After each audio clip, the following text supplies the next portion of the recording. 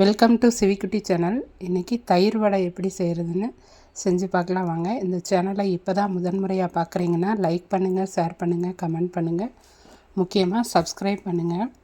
தயிர் வடைனா எல்லாருக்குமே ரொம்பவே பிடிக்கும். இது செய்கிறது ரொம்பவே ஈஸி. வாங்க எப்படி செய்கிறதுன்னு பார்க்கலாம்.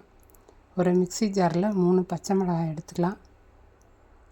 அது கூட சின்ன துண்டு இஞ்சி,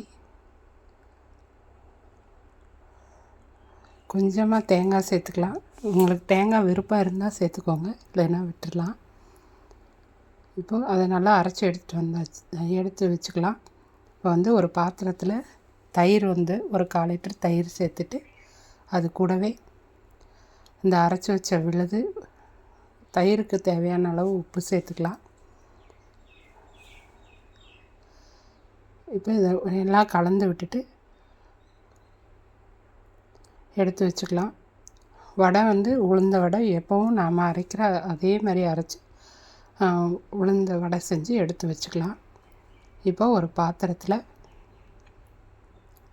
ஒரு 1/2 லிட்டர் அளவு தண்ணி சேர்த்து நல்லா கொதிக்க விட்டுடலாம். இப்போ நான் 2 வடை மட்டும்தான் செய்ய போகிறேன். இப்போ இந்த வடையை சுடுதண்ணியில் கொதிக்கிற தண்ணியை அடுப்பை ஆஃப் பண்ணிவிட்டு இந்த வடையை சேர்த்து ஒரு 2 நிமிஷம் விட்டு அப்படியே எடுத்துக்கலாம். இந்த மாதிரி சுடுதண்ணியில் போட்டு வடையை எடுத்து தயிர் வடை செஞ்சிங்கன்னா ரொம்ப சாஃப்டாக இருக்கும். சாப்பிட்றதுக்கு எவ்வளோ நேரம் கழித்து சாப்பிட்டாலும் நல்லாயிருக்கும். ஆனால் நீங்கள் வடையை முதல்லையே செஞ்சு வச்சுருந்தா கூட தயிர் வடை செய்யணுன்னா எப்போ தேவைப்படுதோ அந்த சமயத்தில் இந்த மாதிரி சுடுதண்ணியில் போட்டு உடனடியாக தயிரில் போட்டிங்கன்னா புளிப்பு இல்லாமல் ரொம்பவே சூப்பராக இருக்கும்.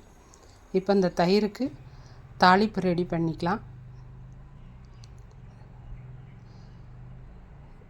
கொஞ்சமாக பெருங்காயத்தூள் சேர்த்துக்கலாம். சேர்த்து இந்த தாளிப்பை இந்த தயிரில் கொட்டிடலாம். அவ்வளோதான், ஈஸியாக ரெடி ஆகிடும் சீக்கிரமே. இப்போ இந்த தயிரில் இந்த வடையை சேர்த்து ஒரு 10 நிமிஷம் ஊற வச்சுட்டா சாப்பிட்றதுக்கு ரெடி ஆயிடும். நம்ம தயிரில் போட்டு ரொம்ப நேரம் வச்சா ஒரு புளிப்பு வாசம் வந்துடும். அதனால் வடையை நம்ம முன்னாடியே செஞ்சு வச்சுட்டு தேவைப்படும் போது தயிரில் போட்டுக்கிட்டோன்னா ஒரு 10 நிமிஷத்துலேயே இது நல்லா ஊறிடும். நம்ம சுடுதண்ணியில் சேர்த்துருக்கறனால சீக்கிரம் ஊறிடும். அவ்வளோதான், கொத்தமல்லி தழை தூவி பரிமாறிடலாம்.